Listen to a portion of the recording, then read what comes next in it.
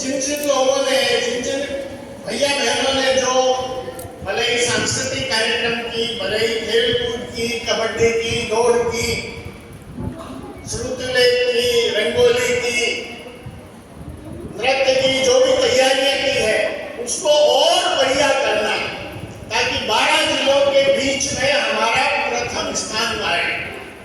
इसलिए अपने अपने स्थानों पर जाकर बहुत अच्छी तैयारी करके आना। तो इसी के साथ जो है मैं आपको कुछ बात कहना चाहता हूँ, बहुत संक्षेप में कहूँगा। जिस प्रकार से आप लोग संस्कार केंद्रों से आए हैं, हमारे देश भर में इस समय कोई 7,000 से अधिक संस्कार केंद्र चलते हैं।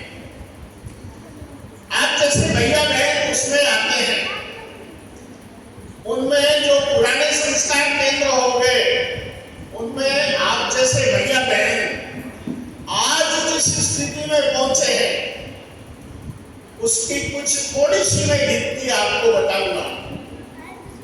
एक काशी के पास में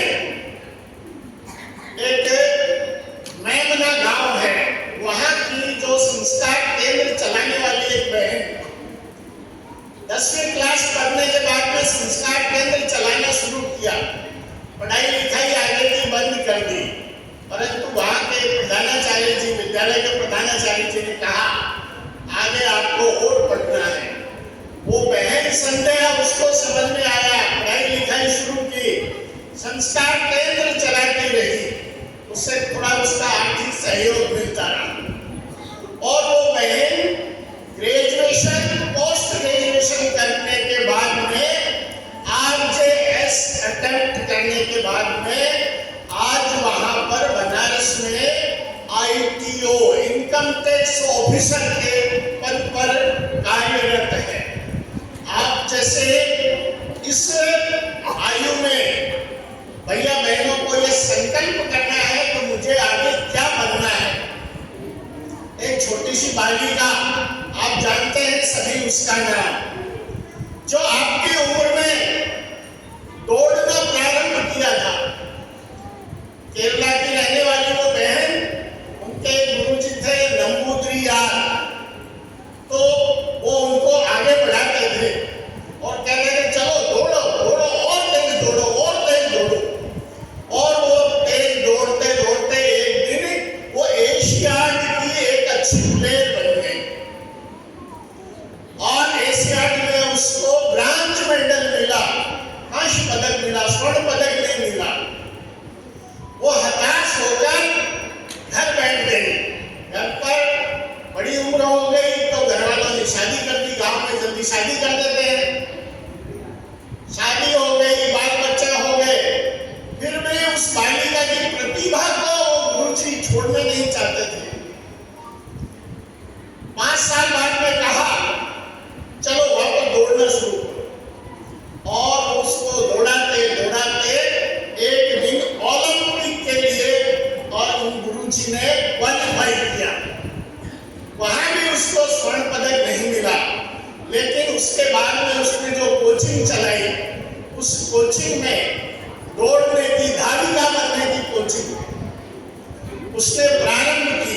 उसमें अनेक बहनें ऐसी निकली जो ओलंपिक में स्वर्ण पदक लेकर आई। ऐसी उड़न परी, भारत की उड़न परी, आप में से जानते हैं कोई नाम उसका क्या था? उसका नाम पीटी उषा था। आप बहनों में से ऐसी पीटी उषा इनमें भी बैठी हुई है, इनमें भी अच्छे और कोई क्रिकेटर बने हुए हैं, कोई अच्छे फुटबॉलर हो सकते हैं और अच्छे कोई धावक भी हो सकते हैं। इसलिए संस्कार केंद्रों के माध्यम से अपनी मेहनत को, अपनी प्रतिभा को निखारने के लिए आगे से आगे और प्रयत्न करें, तो निश्चित रूप से आप भी एक दिन एक राष्ट्रीय चैंपियन के रूप में खड़े हो जाएंगे। कोई इसी प्रकार की बहन जो है, वो कोई सुनीता चावला, सुनीता विलियम, इस प्रकार की भी और निकल सकती है। इनमें से ही कोई विवेकानंद और